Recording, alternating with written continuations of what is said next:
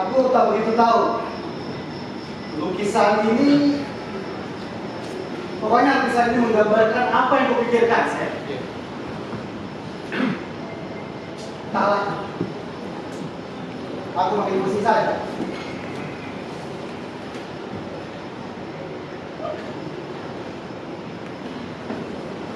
Bisa kau tebak? Nah, ini lukisan ekspresif namanya. Mengekspresikan tentang siapa pelukisnya dan apa yang dirasain.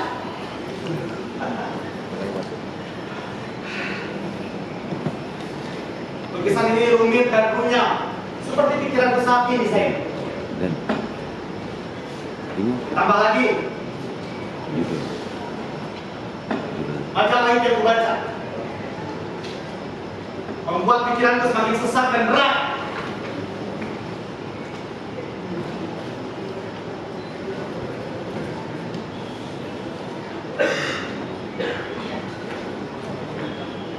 Berita hari ini memang cukup menyenangkan baca.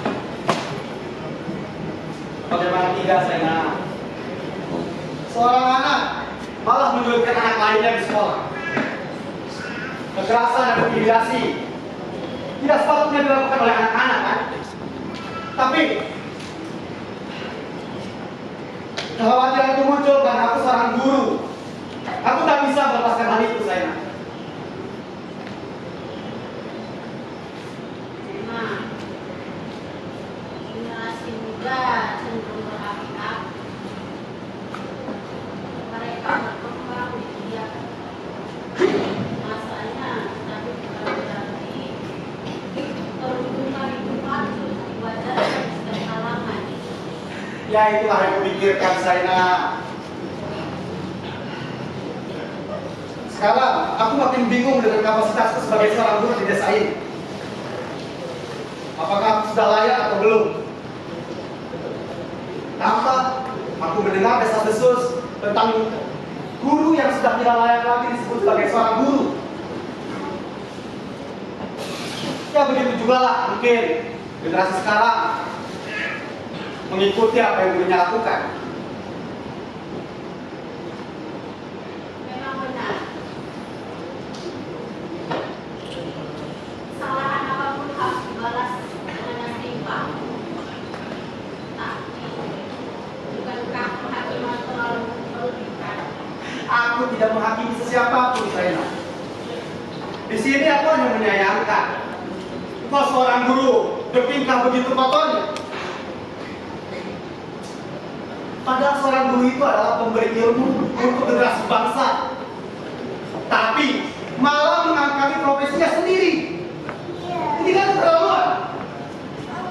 Aku baca dalam majalah itu bahwa seorang perempuan yang telah dirundung di sekolahnya membutuhkan perlindungan.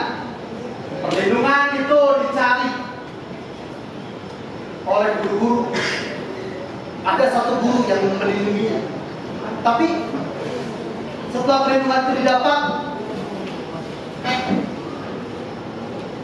suatu hal yang keji yang tak pantas dilakukan terjadi.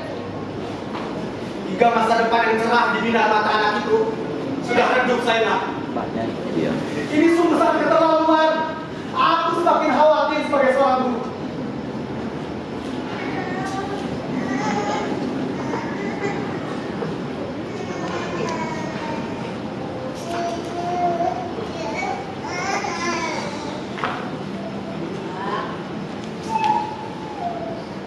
Aku tahu kalau tidak sungguh menunggu.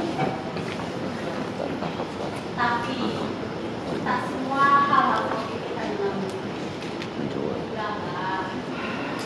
Mari kita istirahat. Aku tahu aku sudah lelah. Kau istirahat lebih dulu. Masih banyak yang ingin dikerjakan.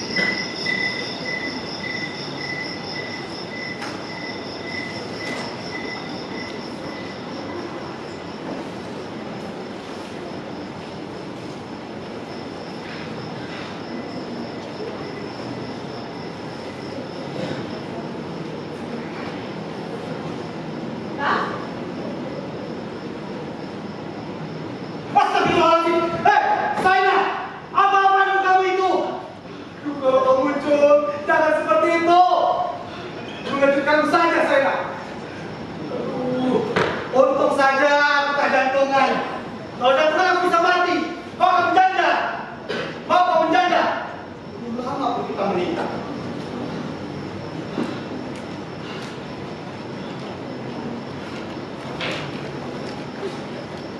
Enak sayang. Ada saja kamu. Itu juga yang menyebabkan aku tidak mau tidur lebih cepat.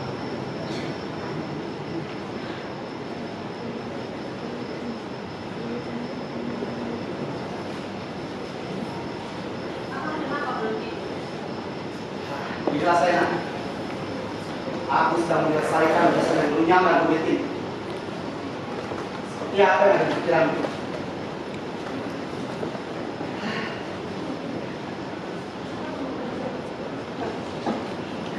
Ya, memang betul saya. Abang memang sudah capek. Tapi pikiran abang masih belum selesai. Masih ingin memikirkan sesuatu. Lihat tulisannya. Bagaimana? Apakah sudah mengerti? Coba lihat baik-baik. Pergi ke sana.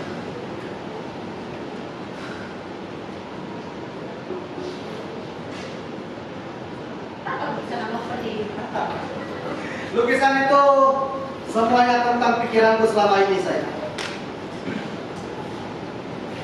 Ya, kalau kau masih tidak bisa mengerti, tenang saja. Aku sudah mencatat seluruh kegiatan harianku. Dan gambarannya ada di tulisan itu, tapi maknanya ada di tulisan ini. Sekarang, lembaran ini menjadi lembaran-lembaran terbuka untuk semua orang. Kenapa Bapak memberitahukan hal ini padaku? Bapak seperti menyimpan suatu rahasia atau... Tidak ada rahasia di antara kita, sayang. Tenang saja, aku tak merahasiakan apapun. Setiap malam ya seperti ini, seakan-akan mengajakku untuk merenungkan sesuatu. Ketika aku tidak bisa tidur, aku seakan berada di persimpangan jalan yang tak boleh memilih kanan atau kirinya. Pasrah saja. Memangnya, apa yang bisa kau lakukan di tempat sini ini? Beginilah saya. Dalam catatanku, coba kau baca. 2 Oktober 2011. Nah, baca.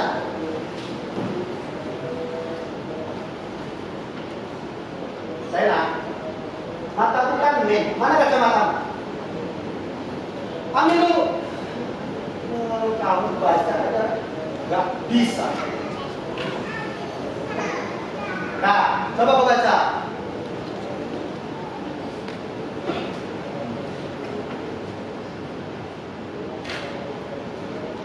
Yang ini? Iya.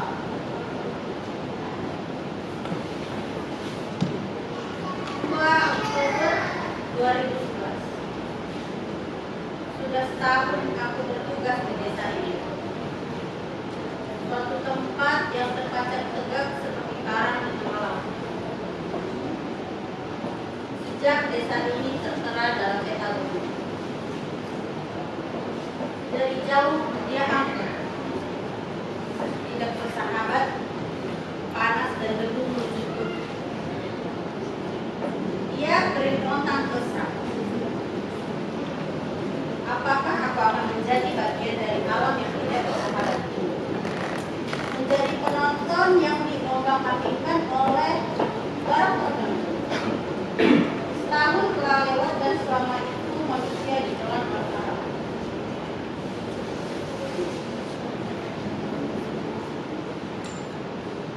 Aku belum menemukan kejantanan di sini. Orang-orang seperti sulit berbicara tentang hubungan dirinya dengan alam. Sampai di mana visual ini bisa diderita? Dan apakah akan diteruskan oleh generasi-generasi yang skeptis terhadap ini? Apakah di sini tidak dapat dikatakan adanya kekejaman? Apa ini? Saya jangan kau berhenti. Lanjutkan lagi. Jangan tetap seperti itu. Lihat tulisan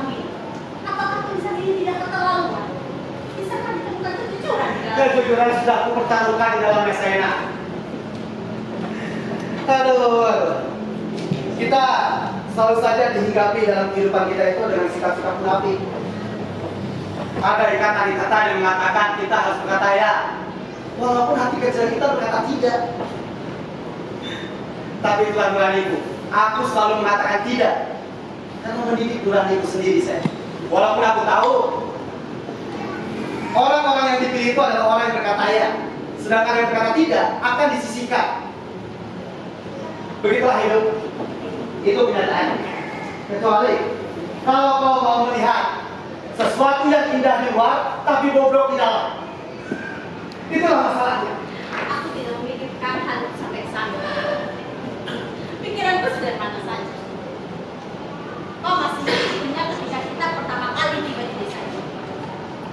Ya, sekitar setahun yang lalu. Tekad untuk belajar dan mengajar di desa ini sangat besar.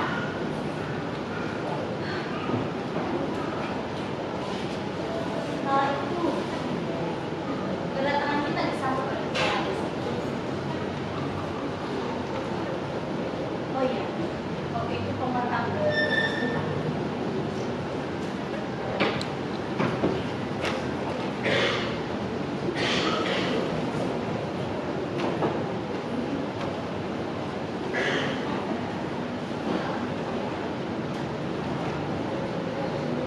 Cepat saya nak rekaman apa? Seingatku aku tidak merekam apa.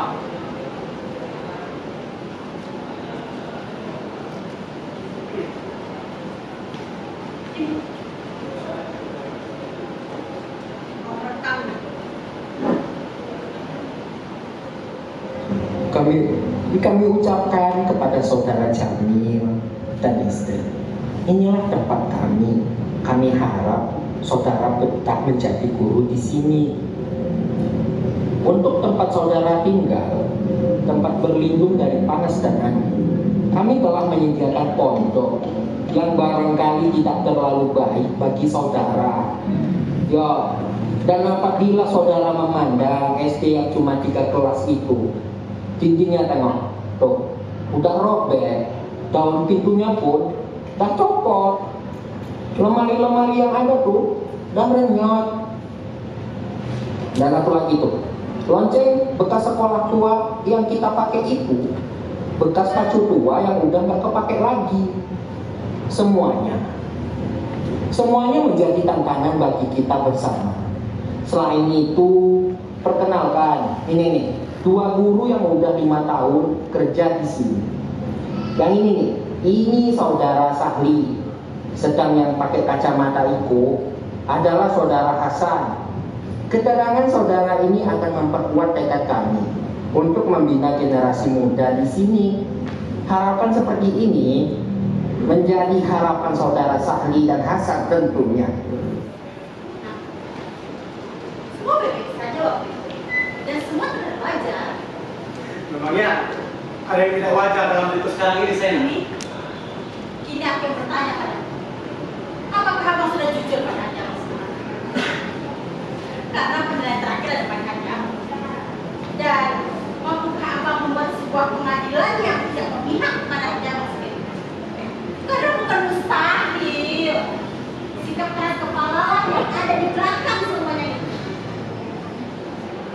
Terus terang saja, dari hari ke hari kita seperti terdesak di masyarakat kecil ini. Apakah masih aku katakan bahwa aku telah berpikir jujur dalam setiap tindakanku, Sena? Kau menyalahkanku karena aku selalu bilang tidak dalam kehidupanku. Tapi itulah hatiku, Sena, untuk ikut gerak masyarakatku. Tidak, Sena. Mental masyarakat seperti yang aku bilang itu tidak terbatas di desa saja, tapi juga ada di kota. Aku yang memahami masyarakatmu. Masyarakat itu tidak bisa memahami aku. Masyarakat, aku mau pindah dari sini. Aku kira itu bukan suatu penyelesaian. Sementara itu penyelesaiannya. Tidak. Tidak. Mesti ada yang bilang antara kau dengan masyarakat. Selama ini kau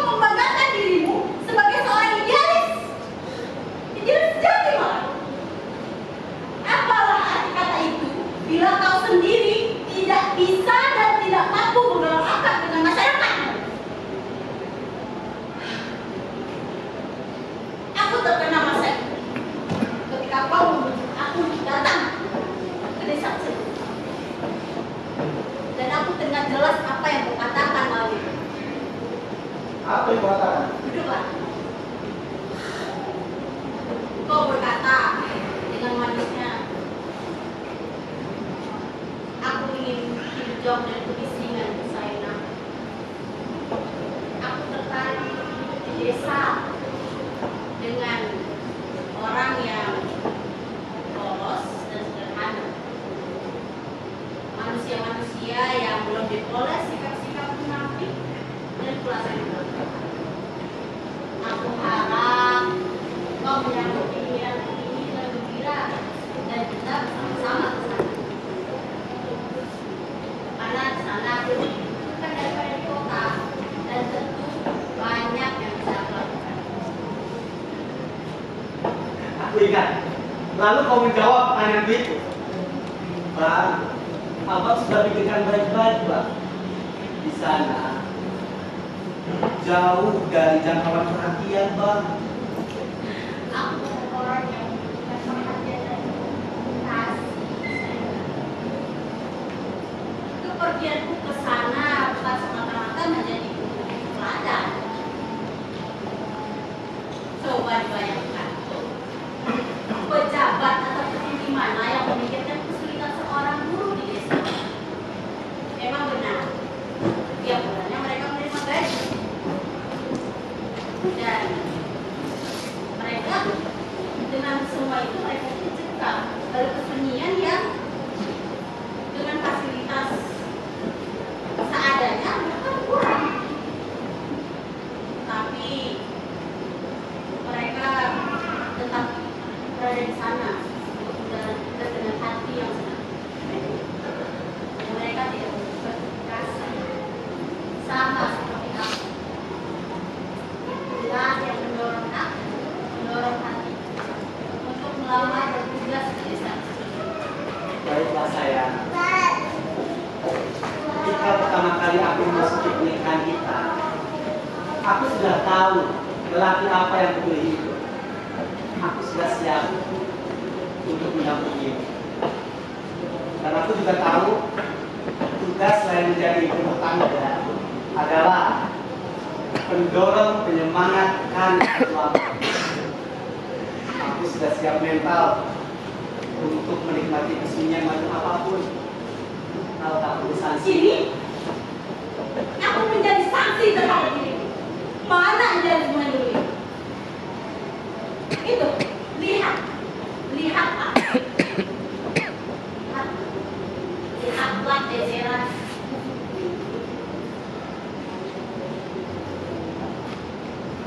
Apakah buku ini belum bisa memberikan jawaban pada keadaan saat ini? Katanya apa yang kau tahu tentang buku ini? Tidak banyak yang aku tahu. Tapi yang pasti ada orang-orang yang mencari jawaban pada buku ini. Kehidupan pakai macam apapun. Karena mereka memiliki integritas diri yang lebih tinggi daripada orang yang menyebabkan kekaitan di mereka.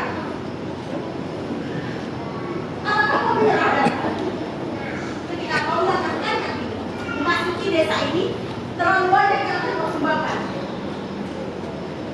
Ini harus kau akui. Tapi gini, akuilah, kau menganggap desa ini terlalu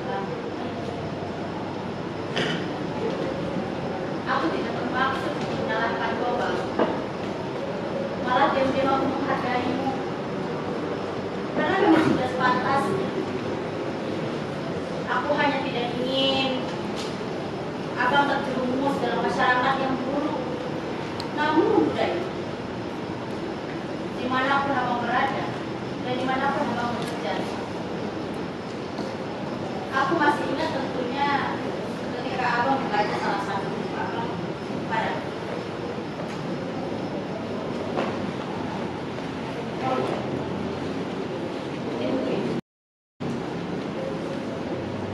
abang berkata bahwa setiap manusia harus sadar akan kemanusiaan dan berdiri tegak antara batas kehilangan lingkungannya dan kekuatan moral yang seharusnya dimilikinya.